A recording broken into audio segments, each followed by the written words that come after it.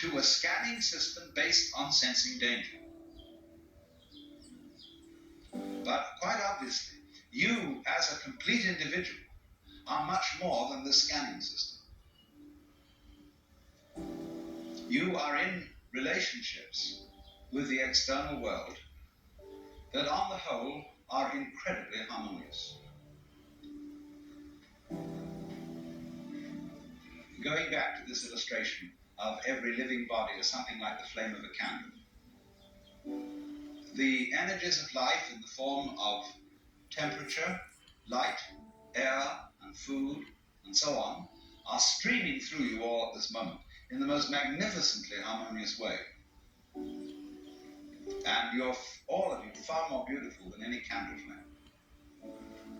Just sitting in these chairs, just going. You know? Only we're so used to it. We say about that, so what? Show me something interesting. Show me something new. Because it's a characteristic of consciousness that it ignores stimuli that are constant. When anything is constant, it says, okay, that's safe, it's in the bag, you needn't pay attention to that anymore. And therefore we eliminate systematically from our awareness all the gorgeous things that are going on all the time, and instead only become focused on the things, the troublesome things that might happen to upset it. Which is all right, but we make too much of it. And we make so much of it that we identify our very selves, I, ego, with the radar, with the troubleshooter. And that's only a tiny fragment of one's total being. So that if you do become aware that you are not simply that scanning mechanism, but you are your complete organism, then very swiftly, in turn, as a consequence of that, you become aware that your organism is not the way you think about it when you look at it from the standpoint of conscious attention, from the standpoint of the ego. From the standpoint of the ego, your organism is your kind of vehicle, your automobile in which you go around. But from a physical point of view, your organism is again like the candle flame or the whirlpool. It is something which is a continuous patterning or activity of the whole cosmos. The key idea here is pattern. Let's suppose I'm going to borrow a metaphor from Buckminster Fuller. Suppose we have a rope, and one section of this rope is made of manila hemp. The next section is cotton. The next section is silk. The next section is nylon, and so on. Now we tie a knot in this rope. Just an ordinary one-over knot. You find by putting your finger in the knot, you can move it all the way down the rope.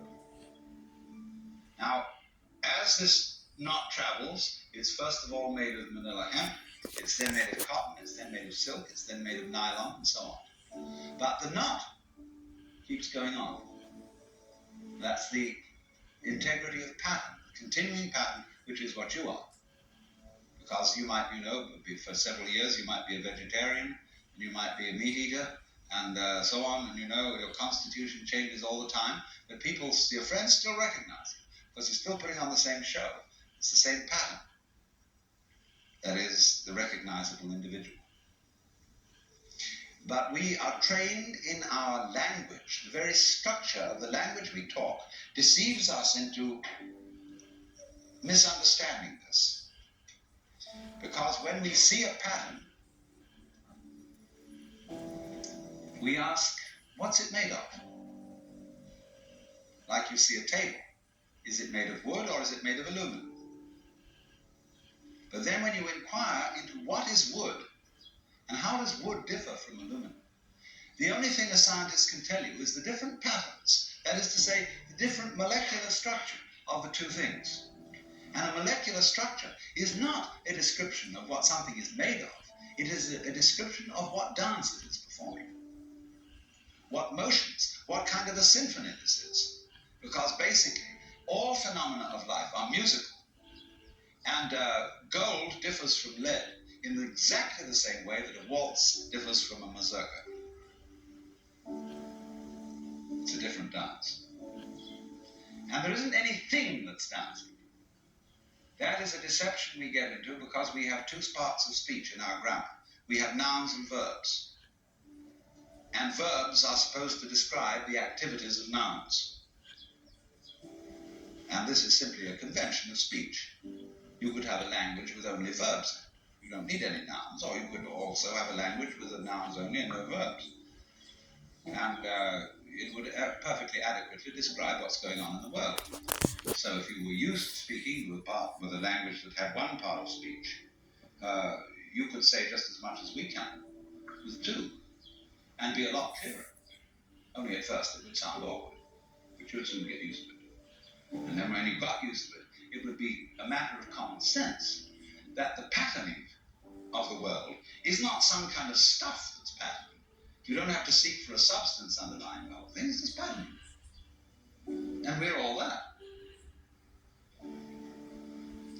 And wherever you see patterning, you will see the principle that big fleas have little fleas upon their backs to bite them, little fleas have lesser fleas, and so on infinitum.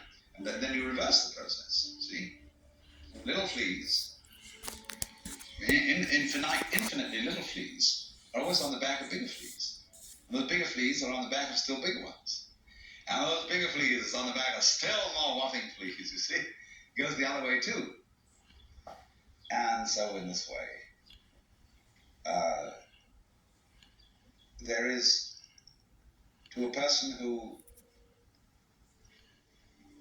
really wakes up, you very soon realize that your existence is not something that is just the hopeless little creature that's suddenly confronted with a great big external world that goes at him, and eats him up.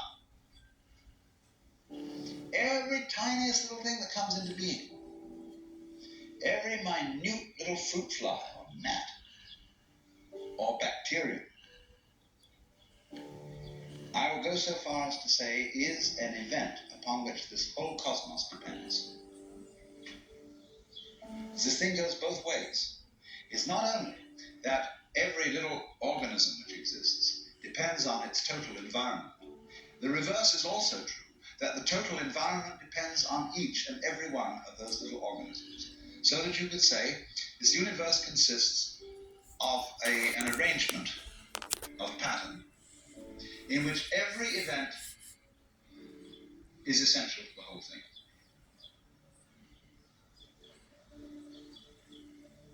Now, we screen that idea out of our consciousness in exactly the same way that we screen out the perception of space as an important reality.